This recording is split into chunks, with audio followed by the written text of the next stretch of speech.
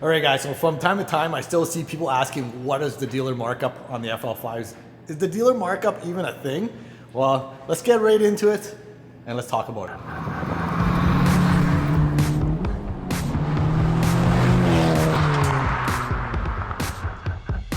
But before we get into the vlog, I just want to show you guys this very special S2000 here that we have in the shop that a friend of mine brought, and it's absolutely mint condition. Apparently he was telling me that it's very, very rare because of this color. They only made a few. We're very fortunate that he got one. So it's in the shop. We're just doing some minor cosmetic stuff for him. Did the full front end, paint protection. One of the key items that we did was he changed out to a brand new steering wheel, and I'm telling you, this is like, you gotta, if you're buying a used vehicle, you just gotta change out the steering wheel. That's one of the things that I've always I guess recommended. And then after that, he changed out the carpet for him. He got the ASM shift knob, very, very nice. Let me just show you guys here. Grab the key. This is his old steering wheel. And this thing is just absolutely janky. Look at this, it's like so ugly. It's like so worn out. I don't know why. Just one of the very first mods that I would do is change out the steering wheel. Oh, okay. So just very minor, very subtle stuff that he's changed. He did the seats too, very custom on that one. I think originally it's black. Oh well, the original seats over there. But anyways, yeah, carpets, just little minor stuff, and it just makes the car look that much nicer. He also did the original badges back on and the white side markers. Just very little subtle, but it looks amazing.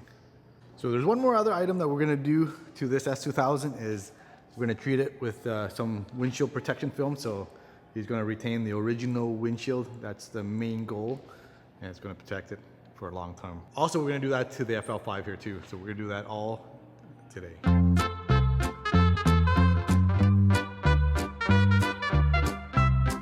All right, guys, my buddy Al here is ready to pick up his car, but I'll let him tell you a little more about the car because I didn't do it justice because I don't know much about these S2000s, but all I know is it's pretty rare, but I'll let him tell you guys a little more about it.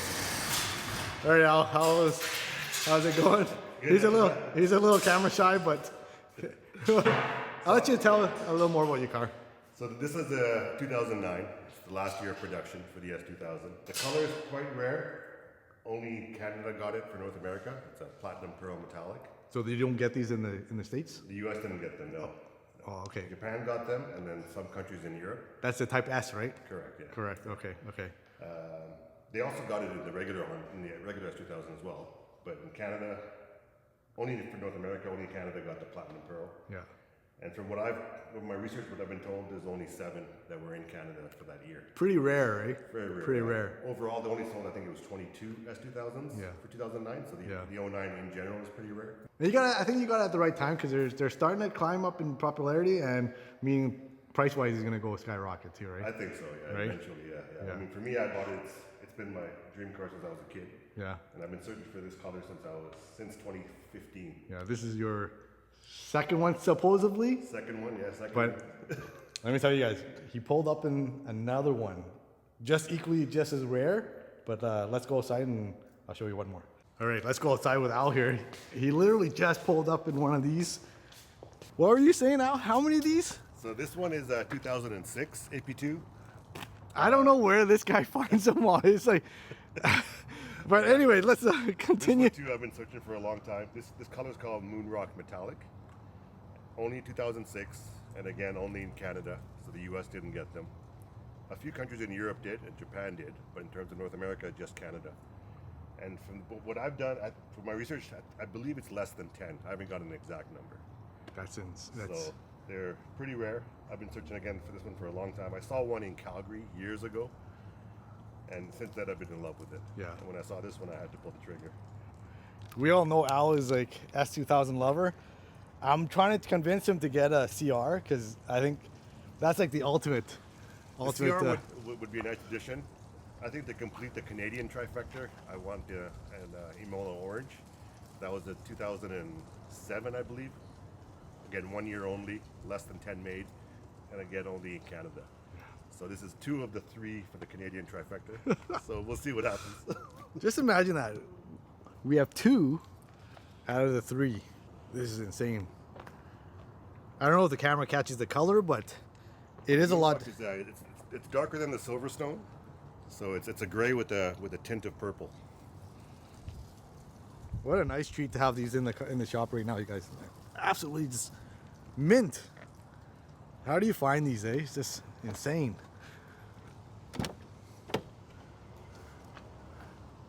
I was telling Al, you got to get the steering wheel. Even though I know you're kind of on the fence about it right now, but Yeah. look at that, you guys.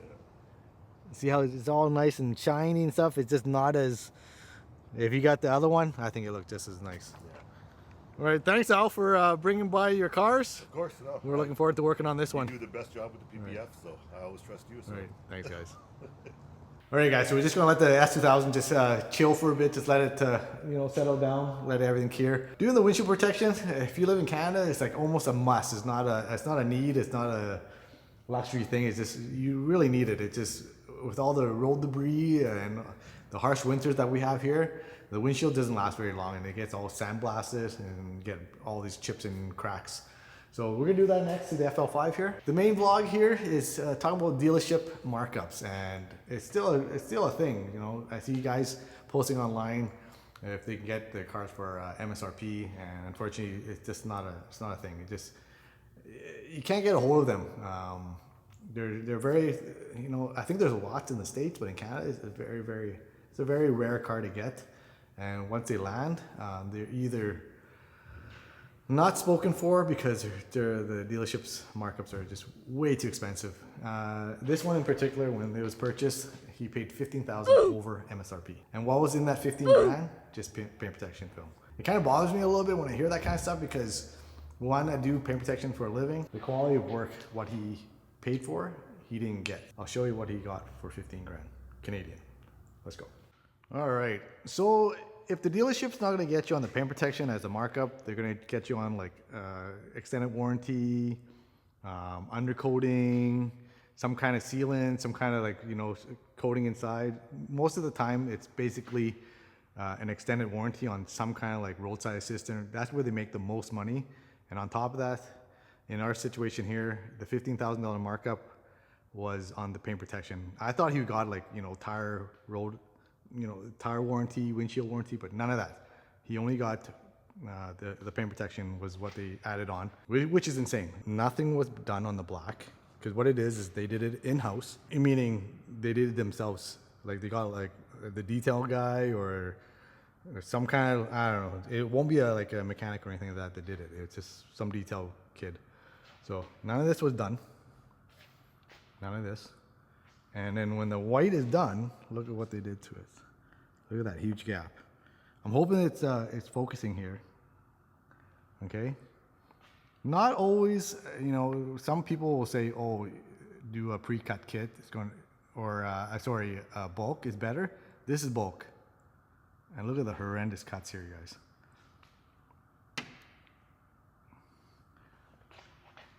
Not even wrapped in. None of this, all this is exposed.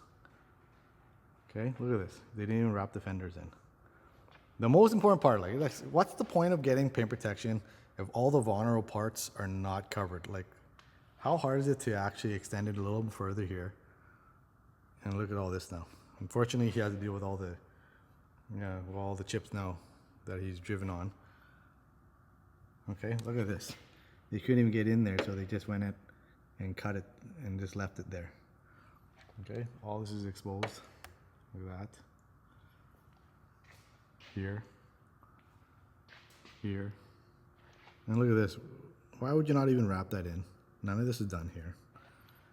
Worst of all, let's go to the back.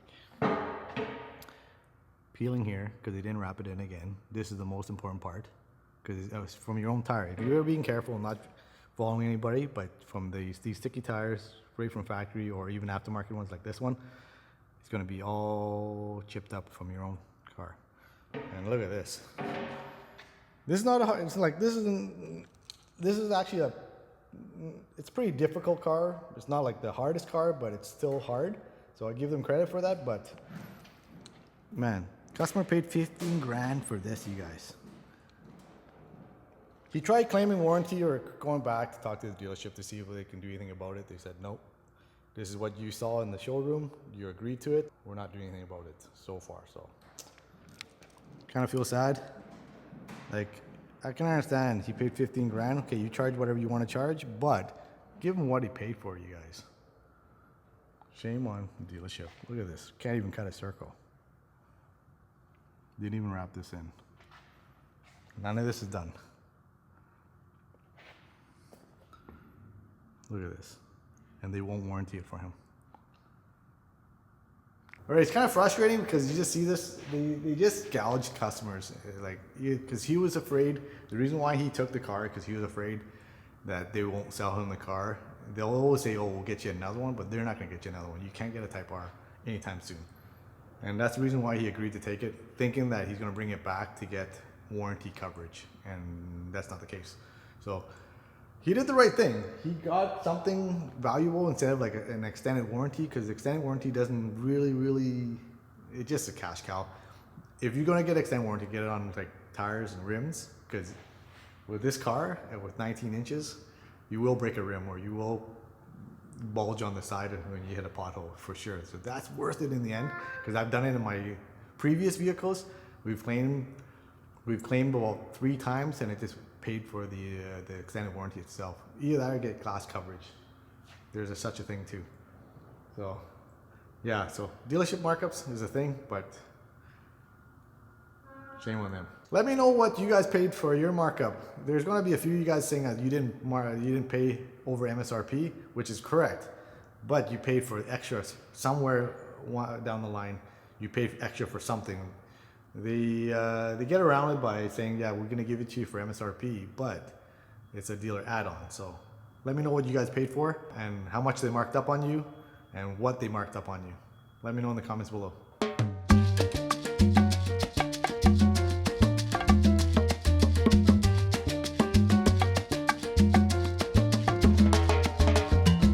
All right, so we're all done. So if you guys have an FL5 or any kind of windshield that is somewhat expensive, because this one, apparently it is 3 grand for this FL5 windshield. So it's the FL5 tax is a real thing. I did a whole vlog on it before. You can get the SI windshield, which is roughly about $1,000 Canadian. The only difference between the two is the SI has like a sensor here, but I was told buy that windshield and just cover it with like, you know, black vinyl or black tape, and it'll be just the same. It's identical windshield, just that hole there. So if you want to save some money and you don't care about the Civic Type R, you know, OEM, it's still OEM glass, but it's just not specific for Type R. That's how you save some money on this. But windshield protection, fantastic, you guys. So we're gonna let it cure, and we're all good. All right, guys, so as an upside to this vlog, we are heading out to SEMA this year again. It's going to be fantastic. I'm hoping there's going to be a lot of FL5s, because last year there was some, but not a whole lot. And now that the platform's been out for a couple of years, there should be a lot of new development for it. I was on the phone with Acuity, and they're kind of like sneak peek, and a few of the parts are going to be there as Easter eggs. We just got to look to see what they have installed on it.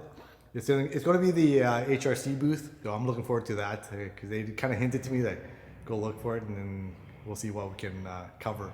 So I'm going to cover a lot of FL5 for you guys. So if you haven't subscribed to the channel, hit the subscribe button, keep up to date with us. There's going to be a lot, so we're looking really forward to that. For my FL5, originally I got a lot of parts here that have been landed here already, including the as you guys have seen on the back of my in the back of the vlogs, this moon radiator has been here for quite some time now. Like, I just haven't unveiled it or opened it because I decided to do a whole build series with sub 60, and that'll be during the winter while the car is parked after we come home from Japan. So look forward to that, you guys. We're gonna do the radiator, intercooler, turbo upgrade. Yeah, turbo upgrade. Again, we're gonna go SEMA for that. We're gonna talk to a couple of turbo builders, see what kind of turbo we can put inside our own FL5. So very, very exciting. It's gonna be pretty sick. I'm looking forward to working with Sub 60 on that. That's pretty much it for this week's vlog, you guys. I am disappointed on all the dealer markups, but I don't want to turn into like some sour.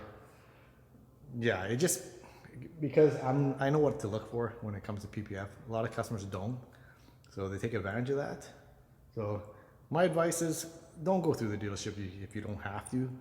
Nothing can come good out of that because either that they're just gonna mark it up on you guys where you can just pay the shop directly, deal with the shop directly, and don't deal with the middleman. Usually that's what it is with the dealerships, is they are the middleman and you're paying for just essentially being lazy when you can just take your car yourself.